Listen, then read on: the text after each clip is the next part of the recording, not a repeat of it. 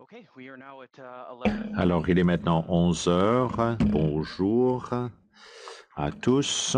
Bienvenue au webinaire sur le projet de démonstration. Aujourd'hui, on va vous parler de l'évaluation de l'installation NPD. Moi, je m'appelle Mike Giardini. Je suis membre de l'équipe de relations avec les parties prenantes. Nous avons plusieurs participants. Aujourd'hui, on s'excuse finalement d'avoir dû changer finalement notre calendrier, notre horaire. Je vois beaucoup de gens, dont ma mère. Bonjour, maman. Alors, avant de commencer, j'aimerais reconnaître que le site se trouve sur le territoire non cédé du peuple Anishinaabe-Algonquin. Comme organisme, les LNC reconnaît la connexion des autochtones avec ces lieux. On reconnaît les contributions faites par les Premières Nations, et les Métis et d'autres peuples autochtones à façonner les collectivités et le pays où se trouve l'installation. Il y aura donc une présentation suivie d'une période de questions-réponses. Il y a des services d'interprètes simultanés. Si vous allez écouter en français, vous pouvez cliquer sur le globe et choisir la langue que vous voulez entendre. Ça prendra 1 heure aujourd'hui, 30 minutes pour la présentation et 30 minutes pour les questions-réponses. L'icône questions-réponses, c'est la façon dont vous devez poser vos questions. Vous pouvez les soumettre par écrit. Ensuite, on va les poser oralement. Vous pouvez les poser à tout moment. Alors, on va enregistrer cette session et on va l'afficher sur notre canal YouTube. Si vous avez des difficultés, si vous voulez avoir une discussion après, vous pouvez nous envoyer un courriel à ermstakeholder@cnl.ca. Maintenant, j'aimerais vous présenter le gestionnaire de Katie, vous présenter Katie Shorter. Bonjour, merci Mike. Bonjour. Avant de commencer la présentation d'aujourd'hui, j'aimerais vous rappeler tout simplement que les webinaires passés sont disponibles sur la page YouTube du CNL et vous rappeler également les sujets que nous avons abordés par le passé. Nous avons parlé de plusieurs thèmes, des changements à apporter sur notre énoncé environnemental. On a parlé des espèces à risque, notre cas de sécurité et ainsi de suite. Nous avons essayé finalement de réagir à vos préoccupations. Les préoccupations exprimées sur les consultations. S'il y a d'autres thèmes que vous voulez qu'on aborde à l'avenir, n'hésitez pas à nous contacter à notre courriel stakeholders@cnl.ca. Alors, prochaine diapositive, je vous prie. Comme Mike vient de dire, je m'appelle Katie Shorter, je suis responsable du projet de fermeture du NPD. Aujourd'hui, on va parler de l'évaluation de la sûreté, et plus particulièrement l'évaluation de la sûreté à long terme de l'installation de stockage NPD. Aujourd'hui, Graham Porter, analyste de la sécurité du projet, m'accompagne pour expliquer comment nous avons structuré notre évaluation de la sécurité et les activités qui sont prises en compte. Les sujets que nous allons aborder ce matin seront les suivants. Premièrement, un bref rappel de ce que nous proposons pour le démantèlement de l'installation NPD, c'est-à-dire l'élimination in situ. On va vous parler des exigences réglementaires, le cadre d'évaluation régissant l'évaluation. On va vous parler des critères d'acceptation. Ce sont les critères auxquels nous comparons nos résultats. Nous allons mettre en évidence les composants de notre modèle et on va expliquer le scénario d'évolution normale et on va parler des récepteurs et des voies également dont on tient compte. Nous allons également décrire certaines des perturbations environnementales ou humaines qui qui pourrait toucher l'installation. Ensuite, on va vous présenter les résultats. Ensuite, vous allez avoir l'occasion de poser vos questions. Vous pouvez utiliser la fonction questions-réponses et vous pouvez soumettre vos questions à tout moment et on va les lire oralement à la fin. Alors ici, on a une diapositive qui vous rappelle l'historique de la NPD, le travail effectué jusqu'à maintenant. En 1957, la construction a commencé sur le site. En 1962, alors on a produit de l'électricité à partir de l'énergie nucléaire pour la première fois au Canada. Alors, il a produit de l'énergie propre et a servi de centre de formation pendant 25 ans. En 1987, le réacteur a été mis à l'arrêt pour des raisons de sécurité et la phase première du démantèlement a commencé. À ce moment-là, le combustible a été retiré, transféré dans un lieu de stockage à Chalk River. Et d'autres systèmes ont été vidés, y compris l'eau lourde. L'équipement de production d'énergie non nucléaire a été retiré, de même que les bâtiments redondants qui ont été démolis. Depuis lors, le site a été mis sous surveillance. Maintenant, nous voulons achever le démantèlement. Nous avons proposé l'élimination et in situ. CLN fait actuellement l'objet d'une modification du permis pour les travaux de déclassement pour qu'on puisse créer une installation de stockage en situ. L'élimination sur les lieux consiste essentiellement à éliminer les déchets sur le site NPD sur place. L'ensemble de la structure en surface sera démoli et tous les débris de la démolition seront placés dans les espaces vides sous le niveau du sol. Les débris de démolition, les composantes restantes du réacteur, les déchets existants au NPD seront complètement scellés en remplissant la structure souterraine avec un coulis spécialement formulé pour contenir, isoler les contaminants, pour assurer la stabilité, pour réduire la corrosion. La structure sera ensuite recouverte d'un couvercle en béton armé et d'une barrière technique. Après le déclassement, les LNC continueront à surveiller le site pendant un minimum de 100 ans afin de s'assurer que l'installation d'élimination fonctionne comme prévu et que les personnes et l'environnement restent en sécurité.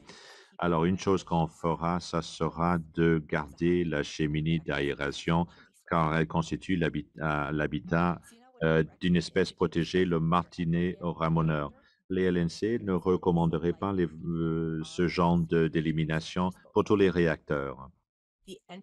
La structure du NPD se trouve à 25 mètres sous le sol et est construite dans le socle rocheux. L'installation existante est constituée d'un épais mur et les principaux contaminants sont piégés dans les métaux résistants à la corrosion du système du réacteur. Alors, ces composantes, finalement, nous permettent finalement d'éliminer les déchets sur les lieux. Le projet d'élimination entraînera la création d'une installation permanente d'élimination des déchets radioactifs. Le document d'application de la réglementation canadienne pertinent est indiqué ici, RegDoc 2.11.11.1, volume 3, dossier de sûreté pour l'élimination des déchets radioactifs. La principale composante technique du dossier de sûreté est une évaluation de la sûreté après fermeture. Alors, c'est donc au cœur finalement de l'évaluation. On exige donc une analyse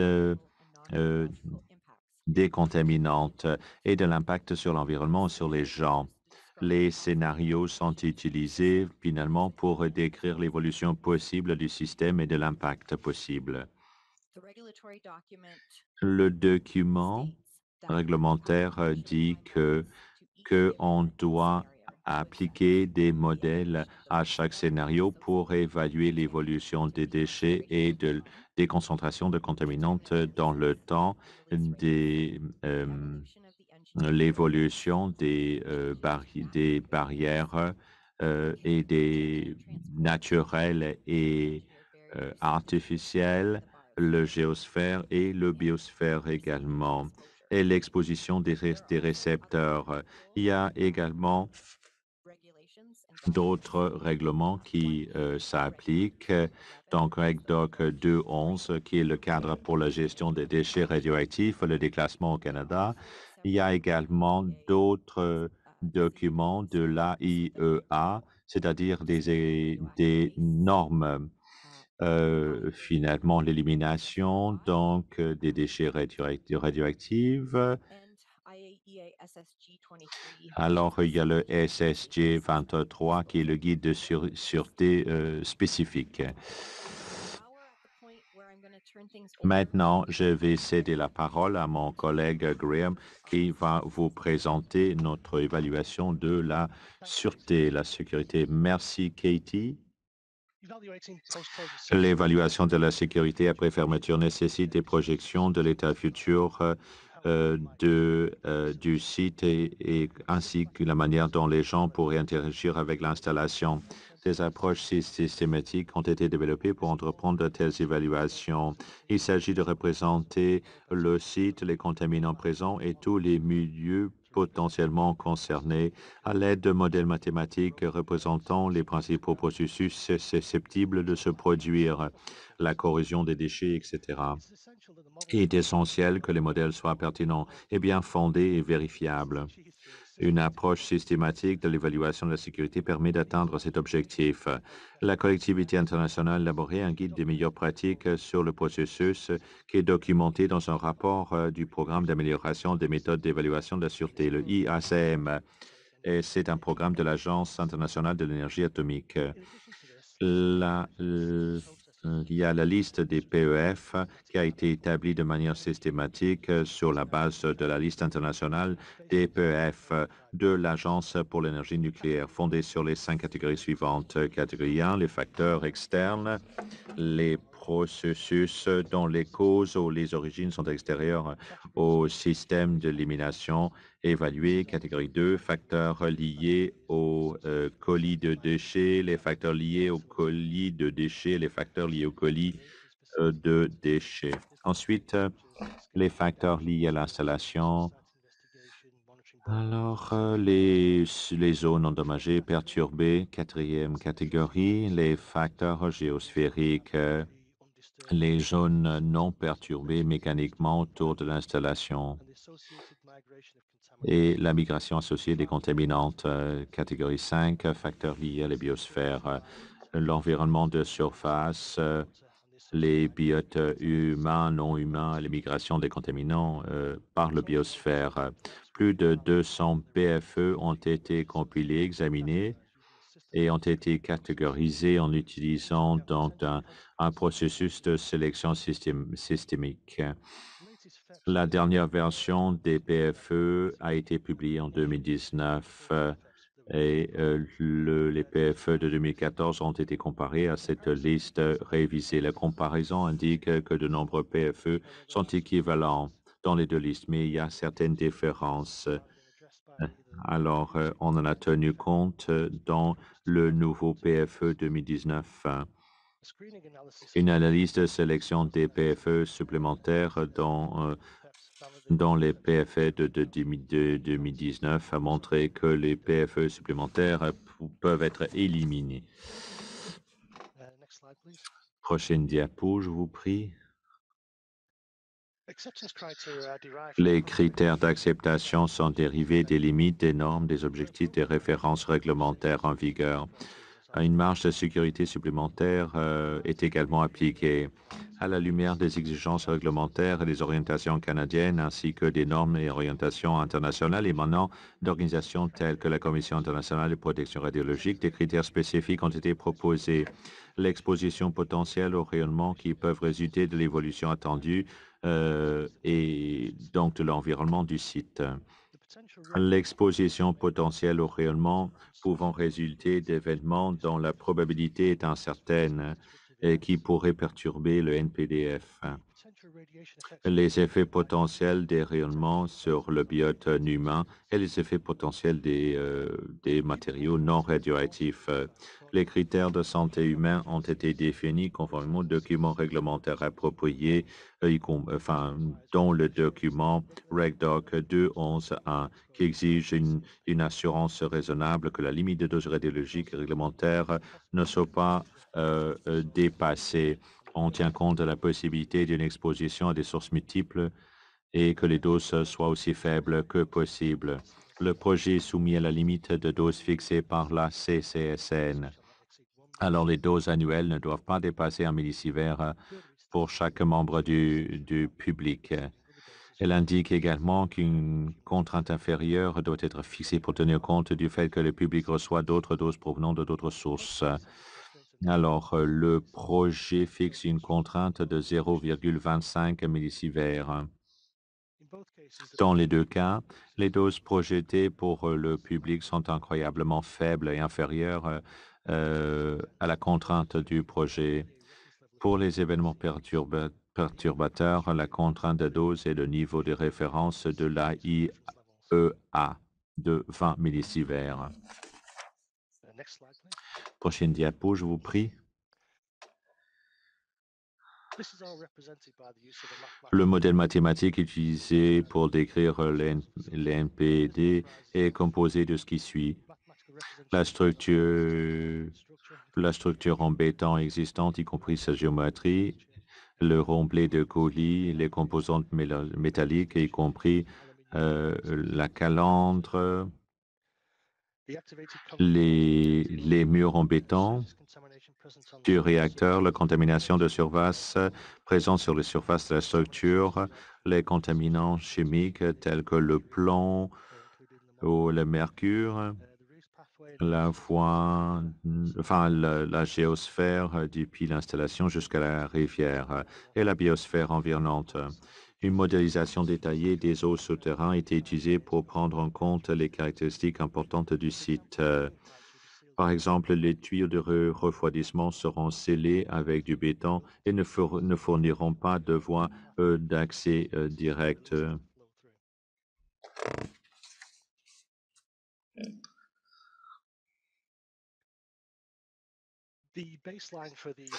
Le scénario d'évolution normale est modélisé mathématiquement en utilisant les caractéristiques suivantes. L'installation est fermée comme prévu, sans événement imprévu. Une période de contrôle institutionnel est mise en place et dure au moins 100 ans, au cours desquels l'installation reste sous surveillance. On suppose que les tremblements de terre contribuent à la dégradation de l'installation. Un tremblement de terre de 1 sur 250 ans se produit immédiatement après la fermeture. Un tremblement de terre se produit à 1000 ans après la fermeture. Le climat évolue selon les meilleures connaissances actuelles. On prévoit un réchauffement global de plusieurs degrés centigrades. L'environnement est supposé rester globalement la même qu'aujourd'hui. À la fermeture, l'installation sera remplie de coulis. L'ensemble de l'installation se remplit progressivement d'eau souterraine qui s'écoule lentement à travers les pores, le béton et du coulé. Une fois qu'ils atteignent les déchets, les contaminants peuvent se dissoudre dans les eaux souterraines. La contamination de surface et l'aluminium contaminé finalement se dissoudront instantanément. Le pH élevé de l'eau en contact avec les matériaux entraînera une faible vitesse de corrosion des métaux. Les radionucléides présents dans les eaux souterraines se répartissent entre l'eau et les solides en fonction de leurs propriétés caractéristiques. La vitesse à laquelle l'installation se remplit d'eau souterraine sera contrôlée par la conductivité hydraulique des parois. Les calculs indiquent que cette période peut se produire rapidement et prendra plusieurs décennies. Pendant la période de resaturation, les contaminants ne seront libérés de l'installation que par des fusions. La faible conductivité hydraulique signifie que les flux entrant et traversant l'installation seront très faibles. En outre, l'eau sera alcaline en raison de son contact avec le ciment et ça réduit donc la vitesse à laquelle les contaminants peuvent migrer. L'installation se dégradera progressivement et il faut plus de 10 000 ans pour que la dégradation chimique du ciment soit complète. Les écoulements d'eau souterraine à proximité se font principalement à la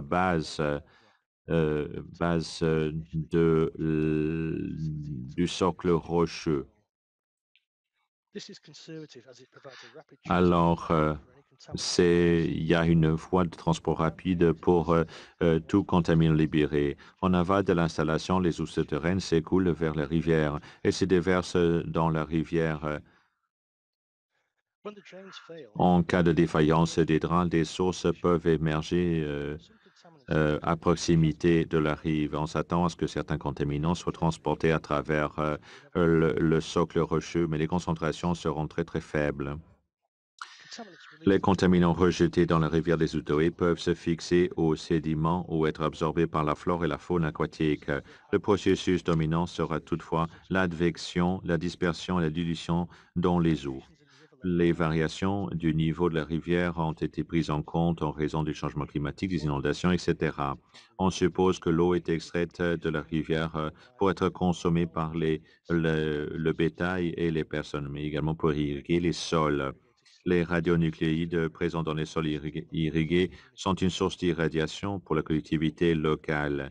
On suppose également que les membres de la communauté locale pêchent les poissons dans la rivière.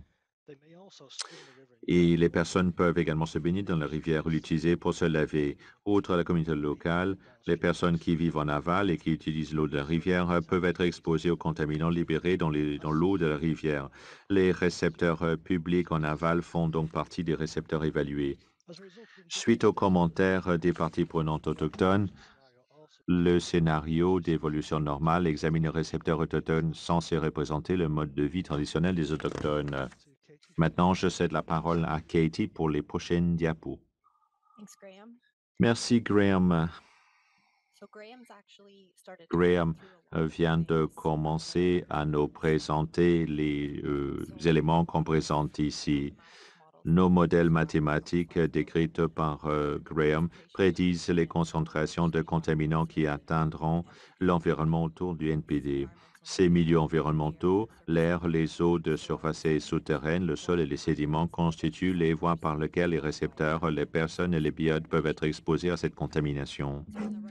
La partie droite de cette diapositive décrit brièvement le mécanisme par lequel les récepteurs sont exposés à la contamination dans chaque voie. Par exemple, pour les eaux de surface, le modèle prévoit des sources à proximité de la rivière qui ne sont pas potables, mais qui peuvent contaminer le sol.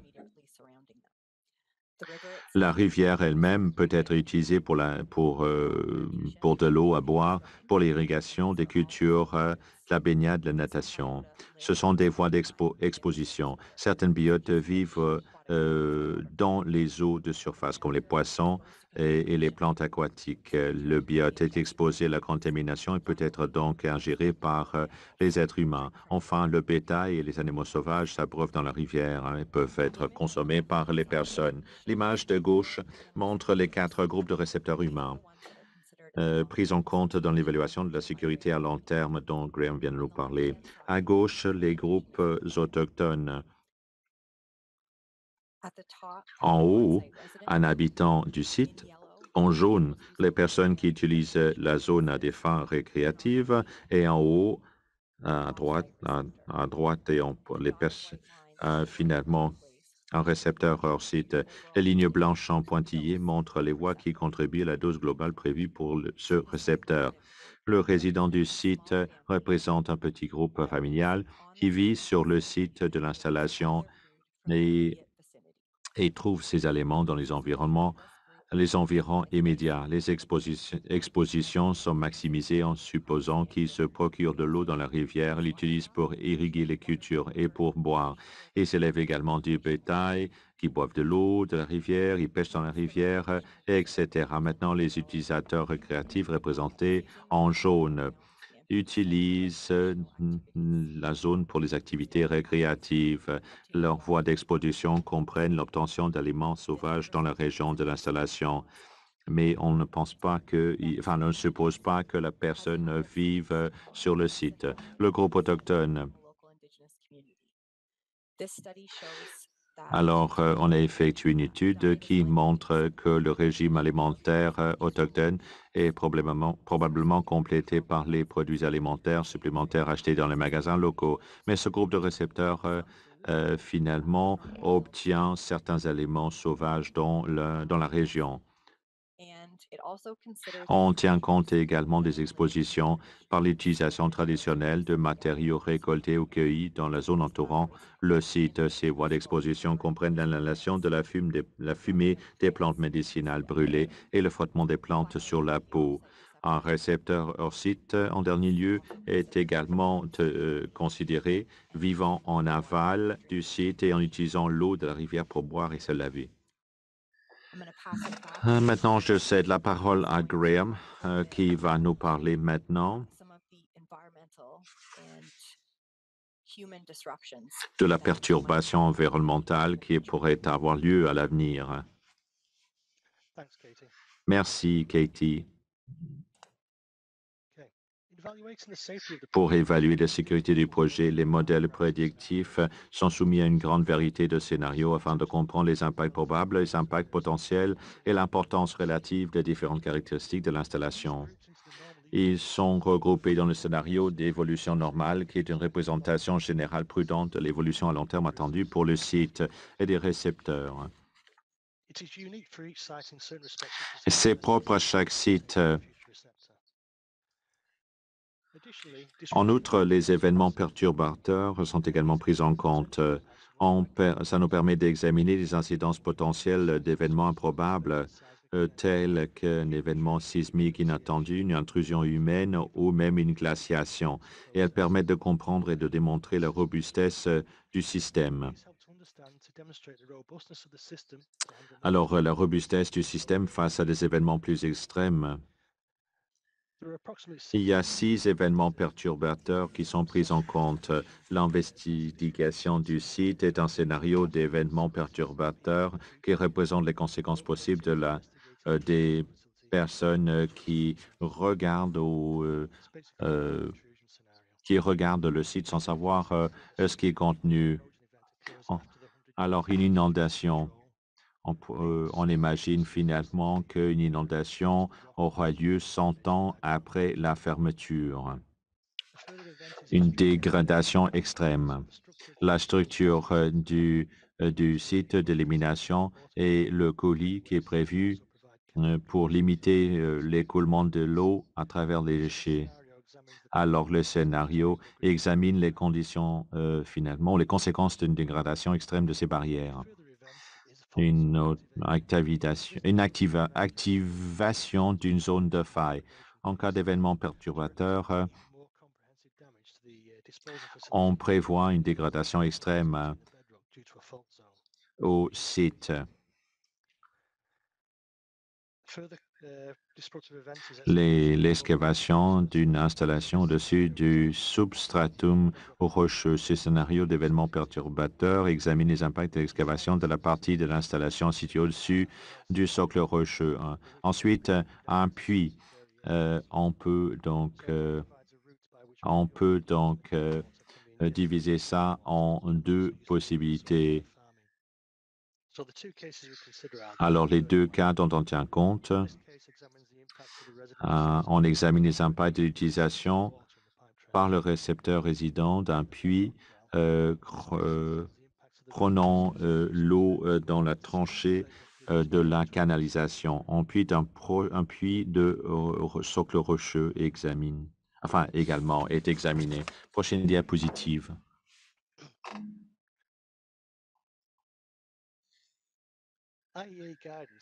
Le guide SSG 23 de l'AIA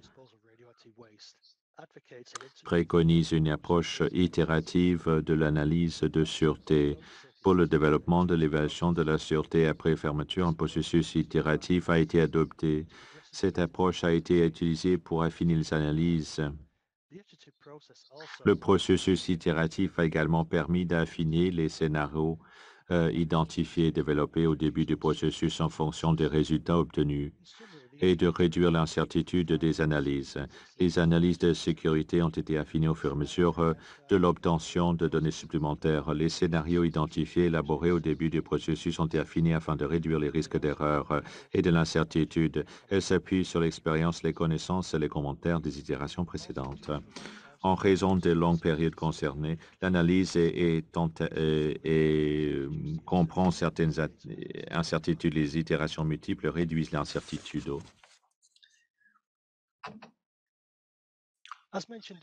Comme indiqué précédemment, le critère de dose pour une évolution normale est de 0,25 millisieverts par an. Et pour les scénarios d'événements perturbateurs, c'est 1 millisievert par an. Les résultats de l'analyse révisée montrent que la quatrième itération montre que les doses sont nettement inférieures aux critères acceptés. La seule exception est le scénario d'excavation massive de l'installation. Si nous utilisons les orientations données par le CIPR et l'AIEA, alors si la dose calculée dépasse 1 millisievert par an et en tenant compte de la probabilité, la nature de l'exposition et l'incertitude dans l'évaluation, alors à ce moment-là, la probabilité d'exposition peut être quantifiée et donc on peut utiliser un critère de risque à 0,5 millisieverts par an. Le critère de risque sanitaire est considéré comme respecté en raison des hypothèses extrêmement pessimistes utilisées dans l'élaboration du scénario. Prochaine diapositive. Alors, ça met fin à notre présentation. Maintenant, à vous pour vos questions. Je cède la parole à Mike à nouveau. Okay, thank you, Graham. Merci, Graham et Katie. Merci beaucoup. Oui, si vous voulez poser des questions, utilisez la fonction questions-réponses et on va attendre vos questions.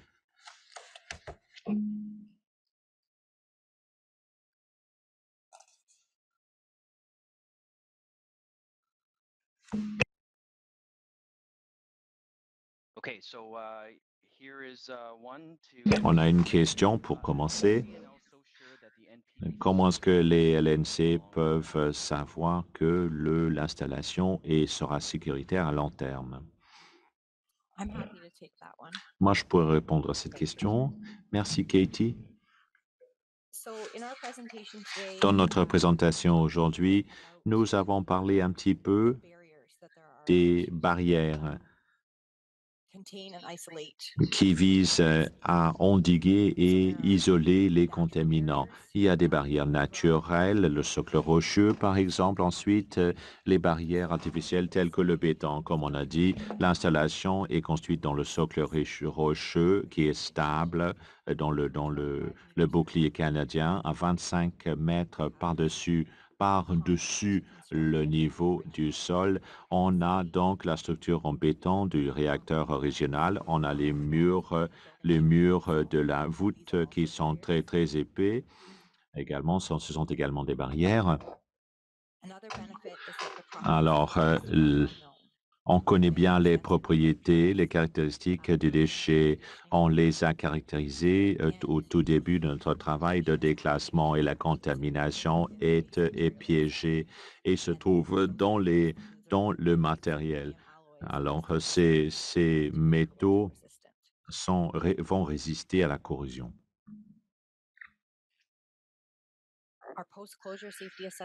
L'évaluation post-fermeture est basée sur une période de 50 000 ans. À ce moment-là, 98% de la radioactivité est toujours contenue dans l'installation.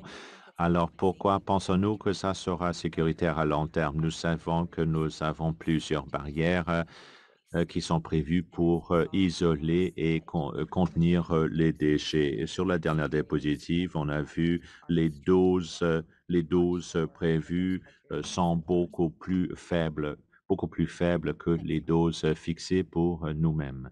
Merci beaucoup. No problem. Thank you, Katie, for that Aucun answer. problème. Merci, The Katie. next one is Ensuite, 100 years of institutional control. 100 ans What de kind of contrôle control is that? institutionnel. De quel type de contrôle parlez-vous exactement? Je vais répondre à cette question, Mike. Eh bien, au moins 100 ans, on s'attend à ce que ça dépasse 100 ans. 100 ans est utilisé dans la modélisation. Pour la période de contrôle institutionnel, il y aura donc une clôture qui sera installée. Il y aura donc la surveillance, des inspections régulières, des gens qui vont venir pour faire une inspection et réparer ce qui doit être réparé. Ensuite, il y a les contrôles sur l'utilisation de la zone des terres. Sera enregistré officiellement sur le titre. Ça dira explicitement que c'est donc un lieu d'élimination des déchets radioactifs. Alors, l'utilisation sera limitée. On ne va pas pouvoir effectuer des intrusions dans la zone. Okay, thanks, Graham. Merci, Graham.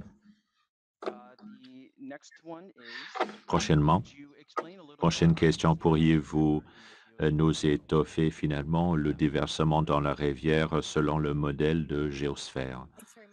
C'est une question pour Katie. Merci beaucoup. C'est une bonne question que vous posez. Alors, les études de la géologie entourante qui ont été effectuées nous montrent qu'il y a deux voies principales par lesquelles les contaminants peuvent être déversés. Il y a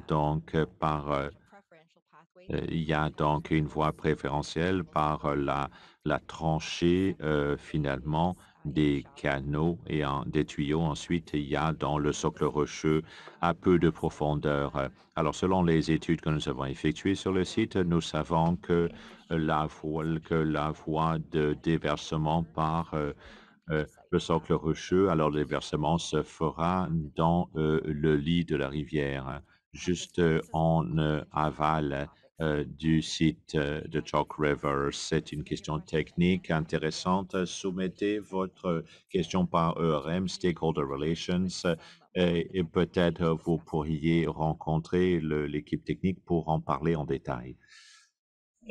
Okay, thank you, Katie. D'accord, Katie. Prochaine question, une question pour vous. Les LNC, est-ce qu'ils envisagent d'effectuer le travail de déclassement ou est-ce que les entrepreneurs seront mis à contribution? Merci beaucoup d'avoir posé cette question.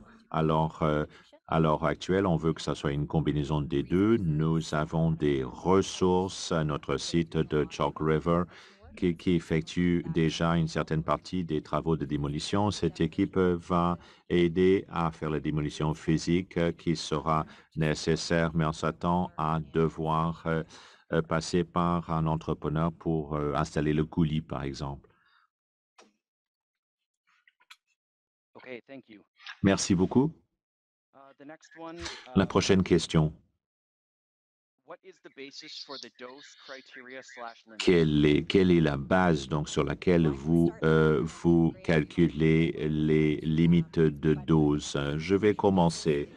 Alors, il y a le 1 millisievert. Ça, c'est donc le critère du CNSC de 1 millisievert par personne et les 3 millisieverts également. Donc, à partir de multiples sources, nous l'avons réduite à faire passer à 2,5 millisieverts et je pense que Graham pourrait répondre à la question sur les critères qu'on utilise quand on tient compte des événements perturbateurs, mais la base est vraiment la limite réglementaire pour le grand public, pour la population en général.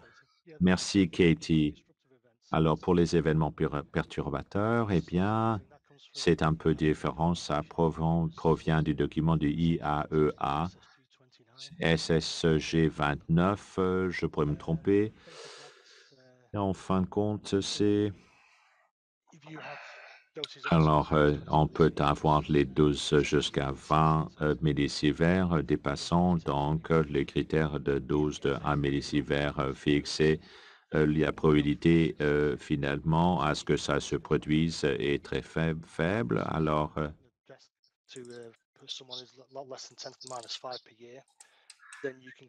la probabilité de mort ou de décès est très, très faible. Et c'est sur le cas, on peut imaginer qu'on a mis en place assez de barrières pour que le risque soit acceptable.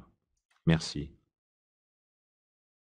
Okay, thank you both Merci beaucoup à vous deux for those answers. d'avoir répondu à The ces next questions. question La is, prochaine question est la suivante. Pourriez-vous expliquer la différence entre laisser les choses telles quelles versus l'élimination in situ sur les lieux? Je vais répondre à cette question. Merci. Alors, dans une situation où on laisserait tout tel quel, alors on a toujours un permis auprès du CNSC pour le site. Il faudrait qu'on entretienne le site dans un état sécuritaire, mais les structures des édifices vont certainement se dégrader au fil des années et il y a des coûts finalement les coûts nécessaires pour maintenir la sécurité de l'installation. Quand on élimine les déchets sur place, eh bien, on ajoute le coulis, on ajoute une couverture et on met donc le site dans un état de sécurité passive. On va surveiller finalement l'évolution du site, mais ça nous permet finalement d'isoler, de contenir les déchets de façon permanente pour qu'il n'y a plus d'intervention humaine et que les coûts sont nuls ou minimes. okay, thank you. Merci beaucoup. That. Merci beaucoup. The next question is, La prochaine question est la suivante. Envisagez-vous finalement d'éliminer ou de démolir l'édifice en 2026? Je vais répondre à cette question également. On n'a pas parlé beaucoup du calendrier du projet aujourd'hui, mais on travaille sur l'évaluation environnementale et le changement à notre permis d'exploitation. Mais selon le calendrier actuel, on doit quand même faire une soumission au CNSC. On doit soumettre donc une énoncé environnemental actualisé. L'équipe d'évaluation du CNSC va regarder le document, l'ébauche et ensuite poser ces questions. Ensuite, on va répondre à ces questions. À ce moment-là, on passerait à une audience. Alors, le calendrier prévu vise les audiences et une décision 2026. Si on a une décision positive, les activités de déclassement, la démolition des édifices auraient lieu après ce moment-là. Donc, 3 ans, de travail ou de travaux de déclassement, de démolition et on vise à commencer à partir de la fin de 2026. C'est le calendrier qu'on a actuellement. okay, I'll just follow up on the same topic with Dans la même veine, qu'en est-il du calendrier pour l'achèvement donc de l'installation de la couverture? J'ai déjà répondu à cette question, n'est-ce pas? Mais pour préciser davantage, on ne peut pas effectuer le travail de déclassement sans une autorisation. On s'attend à recevoir cette autorisation en 2026. L'édifice sera démoli. On ajoute le débris finalement dans les espaces vides. On ajoute le coulis. On ajoute le couvercle. C'est la dernière étape pour fermer ou sceller l'installation qu'on a créée. Alors, on s'attend à terminer, effectuer le travail entre 2026 et 2028. C'est ça l'échéance qui est prévue pour l'instant. Merci beaucoup. next question Alors, prochaine question. why is full removal of the waste not proposed? Pourquoi vous ne proposez pas une élimination totale des débris ou des déchets? Eh bien, alors l'élimination totale est une option, une des solutions de rechange dont on a tenu compte, qu'on a évalué. On s'est penché sur le stockage ou l'entreposage avec surveillance. On s'est penché sur un démantèlement partiellement, l'élimination de certains matériaux. On a envisagé donc un démantèlement total et ensuite l'entreposage in situ. C'est l'option finalement qui était en tête de liste suite à l'évaluation des possibilités et c'est la base pour notre stratégie proposée. Okay, thank you. Merci Katie. Maintenant, on va attendre. More to come in. So there is one that Il y a une question is on the regulatory qui porte sur les limites réglementaires. goes up against the EU and the Et US. comment se compare le Canada avec les États-Unis et l'Union européenne? Mais je propose, vous propose d'aller faire un tour sur le site web du CNSC pour obtenir une réponse à cette question-là. Alors,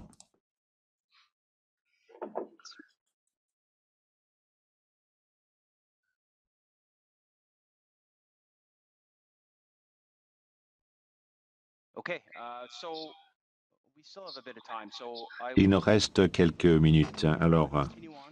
je vais continuer. Question about the calandria. Une question sur la calandre. Will it be broken down Est-ce que ça sera donc démantelé, éliminé, ou est-ce qu'on va le découper et finalement l'entreposer dans le site d'enfouissement? Qu'est-ce que vous envisagez de faire? La stratégie d'élimination in situ vise à faire en sorte que tous les déchets, les systèmes métaux du réacteur, la structure en béton et en fin de compte, les structures sur la surface, là, il s'agit des déchets. Là, alors, on envisage finalement d'entreposer tout cela en situ. On n'a pas de plan pour découper la calandre ou finalement de le déplacer dans le contexte de notre plan de déclassement. Nous allons donc découper les coulis et on va faire des trous dans les murs pour que le coulis puisse pénétrer dans tous les espaces. On ne prévoit pas finalement un déplacement de la calandre. On va avoir accès à la voûte du réacteur, donc la calandre va rester in situ. Très bien. Alors, on va s'arrêter là. Merci beaucoup, beaucoup de bonnes questions. Merci beaucoup d'avoir envoyé vos questions. Alors, on va maintenant mettre fin à ce webinaire. Comme on a dit au tout début, nous avons enregistré donc cela. On va vous les envoyer une fois que ça sera affiché sur YouTube. Sentez-vous libre finalement de les communiquer à d'autres personnes. Si jamais vous avez des questions suite à cette présentation, si vous voulez nous contacter, ERM stakeholder@cnl.ca. Alors, merci beaucoup, Katie et Graham, d'avoir fait cette présentation aujourd'hui. Merci beaucoup à tout le monde d'avoir participé à ce webinaire. Donc, merci et à la prochaine. Au revoir.